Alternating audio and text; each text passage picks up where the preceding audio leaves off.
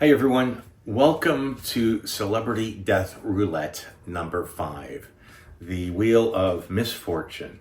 And Troy has once again assembled 10 random names. I have no idea what names are coming up here, that's what makes them random. And I have 2 minutes, exactly 2 minutes to respond. And this is on it's hard, I can't study for these.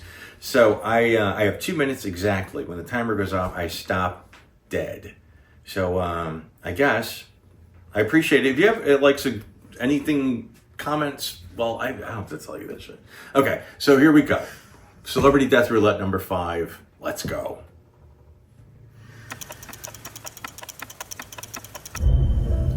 Chris Farley.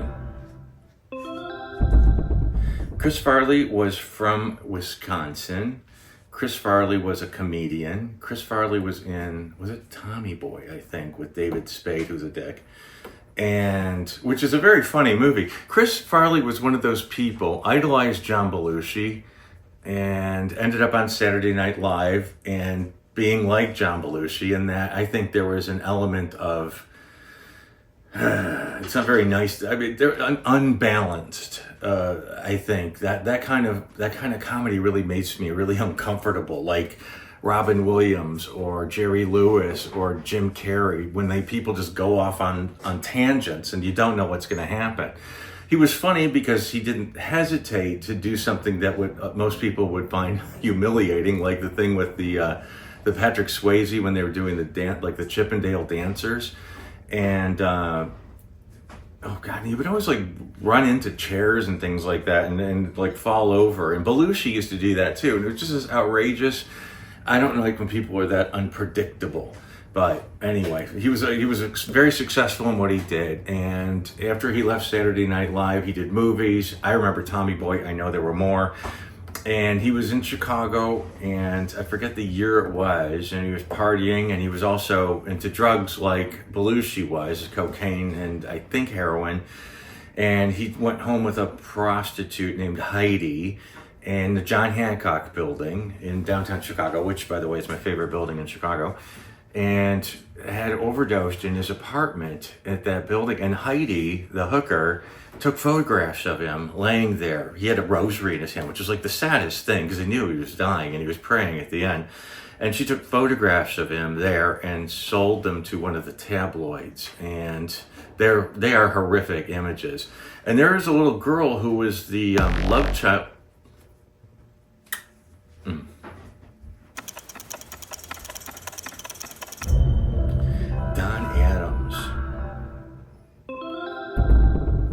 I wish I could remember more about Don Adams.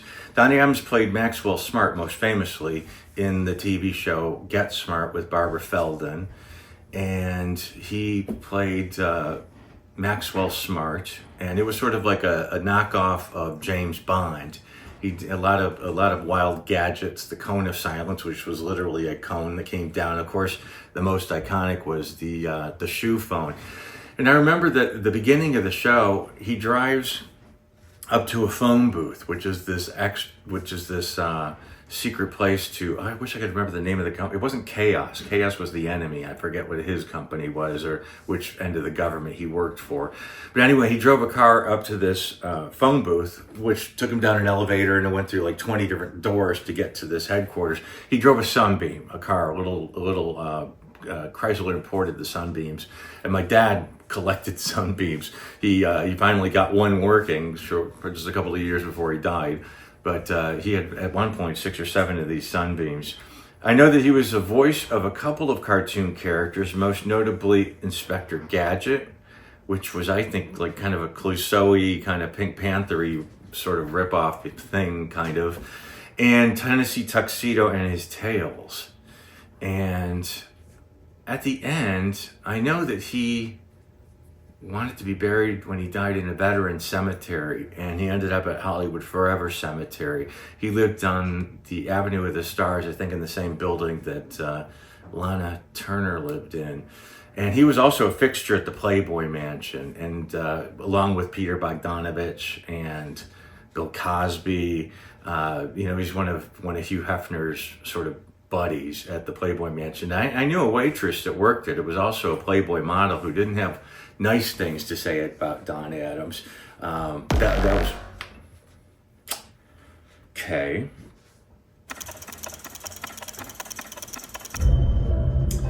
Patsy Cline. So Patsy Cline, the country singer, was, I think, I Fall to Pieces, which is one of her biggest, and which is the one that Willie Nelson wrote and she recorded. It was like one of her biggest hits. I can't remember which one it was now, because this is on the fly. I Fall to Pieces. What's her big song? Anyway, and she was married to a guy named Charlie Dick, and her name was Virginia Dick, actually, her married name. Patsy was her nickname. She was performing, boy, and I noticed she was killed in a plane crash over Camden, Tennessee. And Sweet Dreams was another big song of hers. And she and Cowboy Copus and, oh my God, this is terrible, these names. And and their plane, the pilot misjudged it and flew over to some trees, and their plane crash, fell apart in Camden, Tennessee.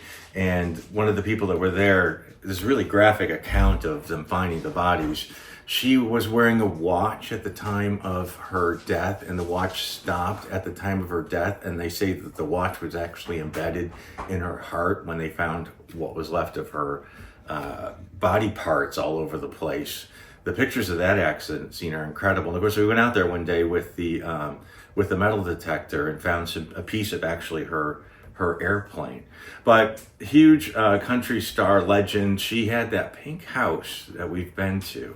Actually, I know the people that have that house now, and I know one of them actually. Oh gosh, I wish I could remember that. Sweet Dreams. What was that big song of hers?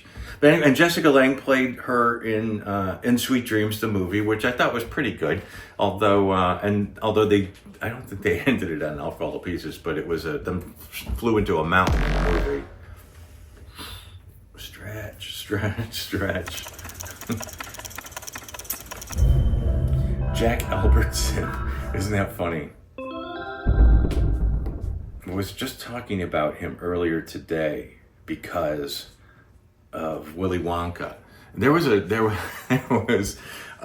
Facebook group that I belonged to that said they called Grandpa Joe from Willy Wonka. He played one of the four grandparents that were in that bed, which was totally creepy. And the group was called I Hate That POS, piece of Grandpa Jones. Because he could have got out of bed all that time. Charlie won the tickets to the chocolate factory, and he got out and was dancing within a second. So there's a couple of really good groups that loathe him for that reason. He was in Poseidon Adventure. I love that movie. And he wasn't. Was he married to Shelley Winters in that movie? I think she was married. He was married. Yeah. He was married to Shelley Winters, I think, in the movie. No? Jeez. Troy cheated. He was in that movie, though, because there were two guys in it that looked just like... No? He wasn't in it? Okay, thank you for stopping me. Okay, Troy, let me go off on that tangent. Okay, because there's the guy that I always got confused with, Jack Albertson. But, of course, Chico and the Man with Freddie Prinze, and that was probably how most people know him, aside from Willy Wonka. And he continued on, actually, with a child actor after Freddie Prinze committed suicide. He was, I don't know, it was Freddie 22 or 24. And he continued, which is a jump the shark moment when it's like All in the Family did that. After Edith Bunker died, they had the child, the little girl living with them. So that was a jump the shark moment. His sister was Mabel Anderson, who played Mrs. Stevens on Bewitched. And when he died, I forget if he's buried or not. Jeez, I am really, this is a tough one. How did I get the Poseidon Adventure in there? Wow, that's, because I always thought that one guy looked like, anyway. Red buttons. Red buttons.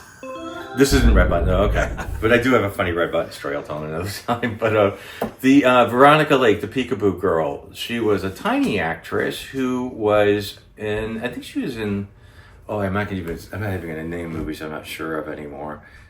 Was she in The Blue Dahlia with Alan Ladd? She co-starred with Alan Ladd in a lot of movies because she was so small that she was the only actress, I think, that could walk alongside Alan Ladd when they didn't have to have the women walking in a pit next to him because he was so small. Veronica Lake they call her the Peekaboo Girl because of her hair over her. That one, Sullivan's Travels. I love that movie, and she's in that one. And but she died. When she died, she was cremated, and it was in a thrift store probably 20 years ago, where somebody bought like a dresser or something, and inside of it was an envelope of Veronica Lake's ashes, which was weird. So I don't know if they ultimately had a ceremony for her, a burial for her. I think my friend Kristen is trying to raise money for a grave for her at Valhalla Cemetery. Although they don't have Veronica Lake's remains, they're going to put like a cenotaph there for her, Kristen Lopez. And she's a show business writer. But I'm trying to think, I know Alan Ladd, her co-star, ended up taking his own life in Palm Springs. And he tried to, actually, in Los Angeles at his house near Beverly Hills, which is right across from Henry Mancini, I think. And near Henry Mancini. Boy, stretching. I'm not going more than 2 minutes on this one because this was a toughie. Poseidon Adventure. That was way off. The Del Rubio triplets. The Del Rubio triplets, as you know, I know them. I got turned on to them from Pee-wee's Christmas Special. That was in 1988, I believe. And they came out wearing Santa Claus suits and white go-go boots and mini skirts and these big hair. And they were singing, not very well, but they were singing with their guitars. And I was like fascinated by that. And I think I recorded that off the television. I watched that so many times. And then they came to a bar in Chicago and were performing, a bar called Berlin. And I was nobody would go with me because they were like, who are these people? I still have my ticket stuff from that. And afterwards they were signing autographs, and they were signing, you buy a picture from them or a CD or something, and they would autograph it for you. But they'd also, if you gave them money, they'd keep a tally, and they had, one of them had a book, and they would write everything down and your address if you wanted to give it to them, even though I never got any mail from them. And I remember, I think it was Edie that died first. Millie was the last one. And I called her once on the phone. Oh, it was really sad because I was trying to get her to come out and do a gig or something like that. But that was not to happen. After her one sister died, she was not going to perform anymore. They were also in the Gay Pride Parade in Los Angeles. In fact, I met them when I was driving the Graveline Tours hearse. One of them was on the tour, or walked up to the hearse on Hollywood Boulevard. I got a nice picture with her too. But they were just so nice. They lived in a mobile home in Rancho Palos Verdes, and that's where I believe the three of them died, if not in the hospital, but they're all buried at Holy Cross Cemetery, and we own their wigs and their Christmas hats and their one of their kazoos. And just such nice people. I had someone to do a documentary about them. There's tons of cool stuff on eBay.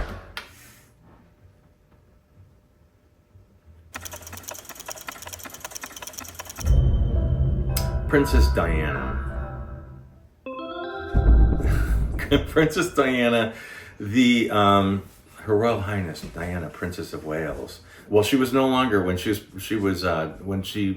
was taken away her HRH.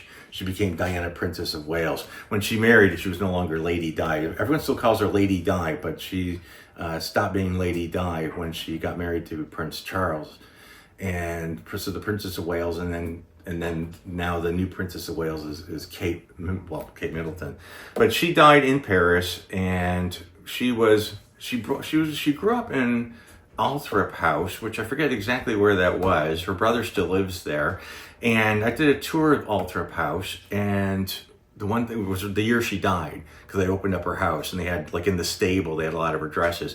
And I noticed on one of the shelves in the house, they had a Kojak game, which I love, the Telly Savalas TV show, but it was the board game. So I think the Princess Diana playing Kojak, playing the Kojak game. I know so much shit about her and I can't remember any of it right now.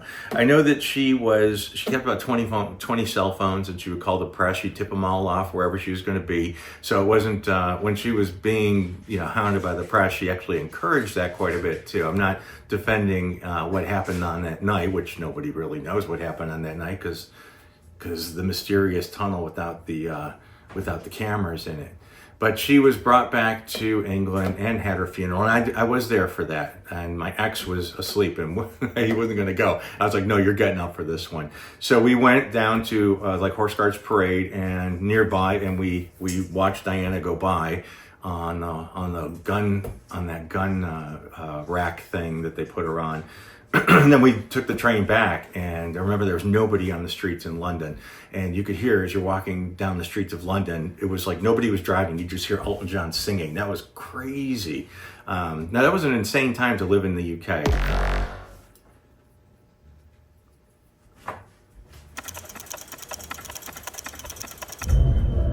Ellen Melvin? Is this Sam the Butcher? Sam the Butcher, the end. He was probably in a lot of sitcoms and television programs back then, and but I know him most from the Brady Bunch as Alice's fiance that was hardly ever seen. And I can tell you that my sister, when she was California Highway Patrol, Ellen Melvin was, I think, stalled out in the middle lane of the freeway, and she had pulled over her car and helped him with his flat tire or stall or whatever it was, and he gave her an autograph picture and she gave it to me. And he is buried at Westwood Memorial Park, and he is next to, I think, Betty Page and Lloyd Bridges. And I don't really know much more about his career.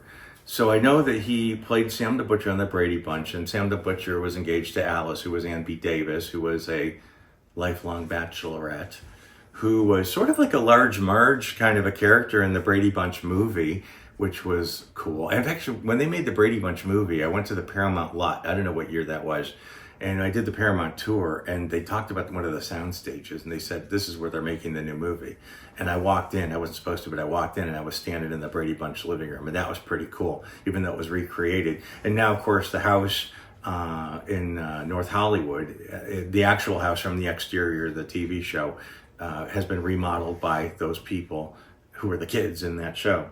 And they're doing tours. I think they're doing overnight tours or something like that, Airbnb or something like that in the Brady Bunch house. But yeah, rest in peace, Ellen Melvin. Ann B. Davis, I think she died of a heart attack after she slipped and hit her head. She was working at a religious organization. I don't remember what particular faith it was, but she was a volunteer at this.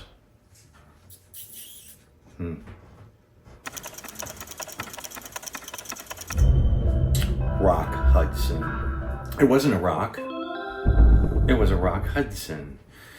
Rock Hudson was the handsome leading man who had a sense of humor, who had bright eyes that would twinkle when he laughed, and he was the source of a lot of people's affections, or a lot of people had strong feelings for him, had crushes on him, really. And of course, most famously, he was the first famous person actually to come out and say he had AIDS while he was still alive, I believe. I know, I'm sure of that. And when he died, his old estate manager, Marty Flaherty, has a lot of Rock's old stuff, and we bought his deathbed. And I also have the comforter that was on his deathbed, which was actually used for several years, like in real life. It's a really nice comforter. But he died, the place that he lived in was called the Tower. And it was sort of a Playboy mansion, gay Playboy mansion. And I do know that next to the swimming pool at the Tower was a statue of these two little boys spinning. One is spinning the other one or something. And I've always heard there's a house on Sunset Boulevard. It's famous because it has all these statues in the front of it. And I always heard that one of them was from Rock Hudson's estate. And I was watching this documentary about Rock really recently, and I saw those there. So I know for the fact on Sunset Boulevard that the statues of the two young men spinning around are from Rock Hudson's pool area. When he was announced he had AIDS, he was flown for experimental treatment, I think it was to France, and that didn't work, so he came back. He was on his deathbed. A lot of people wouldn't even step in the room.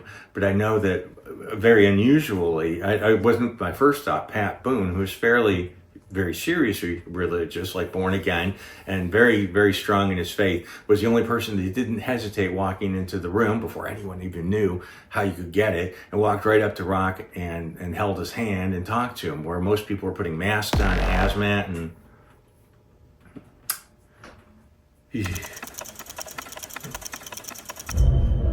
Valentino. Okay, Rudolph Valentino was actually born in Italy. Rudolph Valentino was a silent film star, sort of like the very first heartthrob. And he had, The Sheik was one of them silent movies, which is really tough, I think. And to be like this huge, sexy superstar in silent films, I guess it was a different time. And that silent films aren't really my thing. But I have seen a couple of his, and the,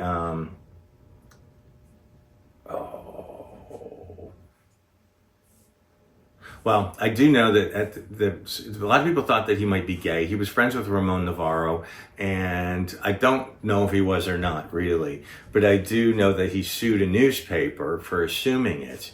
And he went to a boxing ring for somebody calling him Cassandra or something like that was the name of this gossip columnist who were making up stories about him, and called him out. And something about getting into a fight, like a physical into the boxing ring fight, to defend his masculinity. And he died of a ruptured appendix in New York City, and they had the funeral at Frank Campbell Funeral Home, and then brought him back to Los Angeles, where his funeral was held at Good Shepherd Catholic Church. And he was to be buried in a grave. They were going to create this wonderful mausoleum for him, but they ran out of money, and he's in a buried grave. June Mathis was his agent, borrowed grave. June Mathis was his agent. She gave him, I guess, her parents' grave, and he was supposed to be there temporarily, but he had no money. Falcon Lair was the name of his estate up in the Hollywood Hills, Bella Drive, Benedict Canyon, and that was purchased ultimately by Doris Duke, the tobacco heiress, Duke University, where she died in 1995. Under mysterious circumstances. They still have a memorial service for Rudolph Valentino every year at Hollywood Cemetery on the anniversary. So frustrating, because I know about these, and if I had a little bit more time, just a little bit more time to plan, I could have probably expounded upon a couple of them. Oh, wait a minute. You know what? Jack Albertson was in Poseidon Adventure. Oh, I shouldn't even have said No. It just came out because I thought you were talking about Red Buttons, and I forgot about Jack Albertson. Because there's two guys in that look just like Jack Albertson. Oh, see now, I said you were cheating, and that, see, I'm glad it wasn't me. Okay, he was in the Poseidon Adventure. All right, see, okay. So we'll be back with another 10 random names. All of these names are on findadeath.com. You can learn more about it. And what the hell was that song that Willie Nelson wrote? Was it Sweet Dreams? What's her iconic song? Anyway, I can't talk about this anymore because it's against the rules. So thank you guys for watching Celebrity Death Roulette. We'll have another one up again at some point soon.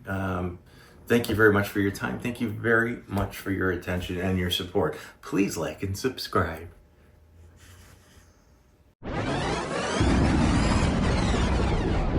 You heard me.